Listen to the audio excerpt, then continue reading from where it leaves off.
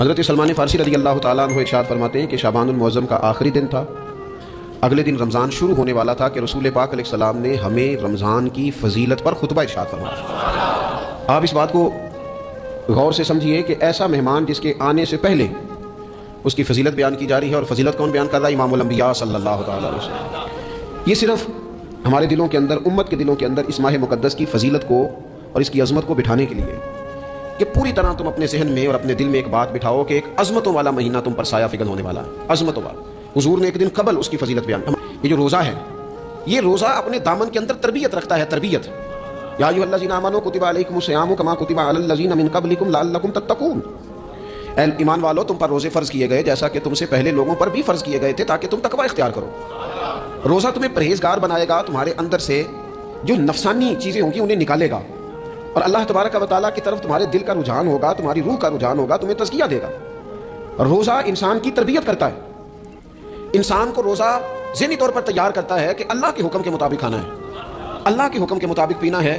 سب سے بڑا مسئلہ اس دور کا رزق کے حلال کا حصول ہے اور حرام سے اجتناب ہے۔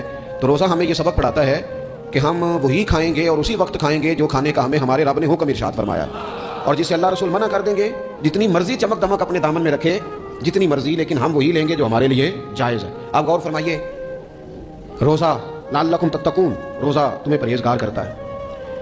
بہت سارے لوگ ایک بات کرتے ہیں کہ عادتیں نہیں بدلی جاتی ہیں، کوشش کرتا ہوں لیکن میری عادت نہیں تبدیل ہوتی۔ میں آپ کو ایک رائے دینے لگا ہوں، مشورہ دینے لگا ہوں، میں آپ سے یہ عرض کرنے لگا ہوں کہ موقع آیا ہے رمضان شریف کا۔ رمضان میں بندہ روٹین میں اپنی عادتیں بدلتا ہے۔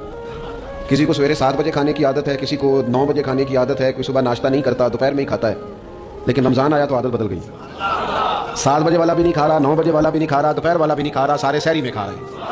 عادت بدل گئی، بالکل طبیعت بدل گئی، روٹین چینج ہو گئی۔ کوئی اٹھ رہا تھا صبح فجر میں، اللہ کی توفیق سے اللہ تعالیٰ معاف فرمائے تو کچھ ایسے بھی تھے جو 9-10 بجے اٹھ رہے تھے، کچھ الحمدللہ فجر پڑھ کے چلو کسی وجہ سے پھر سو گئے، 10-11 بجے اٹھ رہے تھے، روٹین بدلی ہوئی تھی۔ رمضان آیا تو بدل گئی، سارے سحری میں اٹھ رہے ہیں، تہجد کے وقت سب کی آنکھ کھل رہی ہے، بالکل روٹین بدل گئی، حالات بدل گئے، معاملات تبدیل ہو گئے، اوقات تبدیل ہو گئے، دفاتر کے ٹائم تبدیل ہوئے، اسکولوں کے نظام تبدیل ہوئے، مدارس کے اوقات تبدیل ہوئے، ہر چیز کے اندر تبدیلی آئی۔ معنی کیا ہے کہ اللہ نے تمہیں موقع دیا ہے کہ عادتیں بدلی جا سکتی ہیں، اپنے آپ کو تبدیل کیا جا سکتا ہے، لائف سٹائل کو چینج کیا جا سکتا ہے۔ یہ موقع آیا ہے، ایک مہینہ ہے پورا، 2-3 دن 4 دن آپ کی روٹین بگڑ جائے نا سونے کی، یعنی روٹین سے ہٹ کے آپ سونا جاگنا شروع کر دیں تو پھر وہی روٹین بن جاتی ہے، پھر اسی ترتیب سے انسان سارے کام کرتا ہے۔ تو رمضان میں روٹین چینج ہوگی، سارے تہجد میں اور سحری میں اٹھیں گے، تو اللہ کرے نا یہ روٹین قائم رہے۔ اسی طرح جب ہم نے روزہ رکھا ہوا ہوگا نا تو پھر ہم نے اس منصب کا بھی لحاظ کرنا ہے کہ میں روزے دار ہوں، پھر خالی بھوکے پیاسا نہیں رہنا۔ رسول پاک صلی اللہ تعالیٰ علیہ وآلہ وسلم نے پتہ ہے روزے دار کی فضیلت کیا بیان فرمائی؟ اللہ کے محبوب صلی اللہ تعالیٰ علیہ وسلم فرماتے ہیں کہ رب فرماتا ہے ابن آدم کا ہر عمل اس کے لیے ہے، روزہ میرے لیے، اور فرمایا میں خود جزا دوں گا روزے کی، میں خود جزا دوں گا روزے کی۔ اور حضور